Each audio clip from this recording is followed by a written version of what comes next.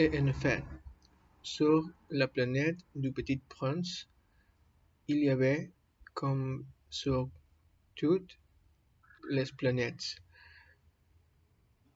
de bons herbes et de mauvaises herbes. Par conséquent, de bons grains, de bons herbes et de mauvaises grains, de mauvaises herbes. Mais les grains sont invisibles. Elles dorment dans le secret de la terre, jusqu'à ce qu'ils prennent fantaisie à l'une d'elles de se révéler. Alors elle se tire et pousse d'abord timidement vers le soleil une ravissante petite brindille inoffensive. S'il s'agit d'une brindille de radis ou de rosis, on peut la laisser pousser comme elle veut. Mais s'il agit d'une mauvaise plante, il fait arracher la plante aussitôt. De quoi à se la reconnaître. Or, il y avait des graines terribles sur la planète du Petit Prince. C'est-on les graines de baobabs? Les sorts de la planète en étaient infestés. Or, un baobab, si l'on y prend trop tard, on ne peut jamais plus s'en débarrasser. Il encombrait toute la planète. Il la perfore de ses racines, et si la planète est trop petite, et si les baobabs sont trop nombreux, ils la font éclater. C'est une question de discipline, me disait plus tard le Petit Prince. Quand on a terminé sa toilette du matin, il fait faire soigneusement la toilette de la planète.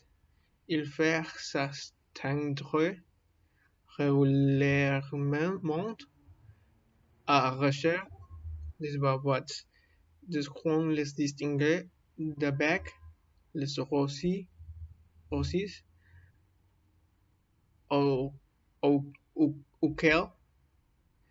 ils ressemblent beaucoup quand ils sont très jeunes. C'est un travail très ennuyeux, mais trop facile. Et un jour, il me conseille de m'appliquer à réussir un beau dessin. Peut bien faire entrer ça dans la tête des enfants de chez moi. S'ils voyageaient un jour, me disait-il, ça pourra leur servir. Il est quelquefois sans inconvénient de remettre à plus tard son travail. Mais s'il agit des baobabs, c'est toujours une catastrophe. J'ai connu une planète habitée par un paresseux. Il avait négligé 3 arbustes. Et sous les indications du Petit Prince, j'ai dessiné cette planète-là.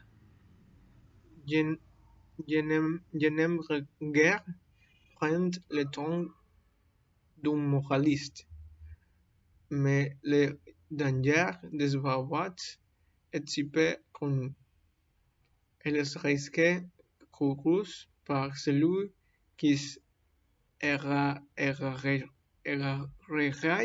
dans un astéroïde sont si considérables que peu fait,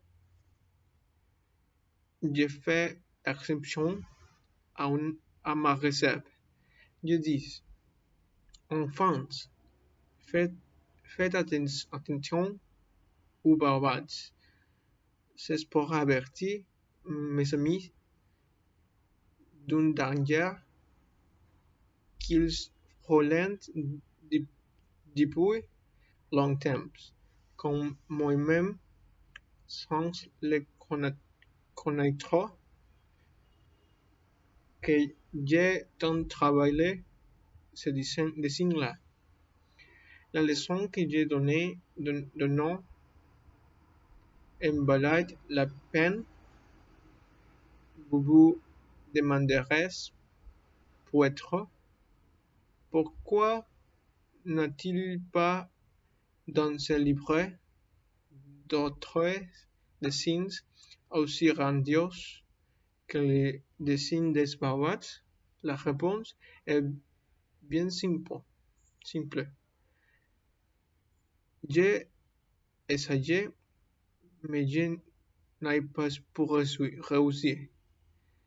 Quand j'ai dessiné les barbares, j'ai été animé par les sentiments de l'urgence. Merci.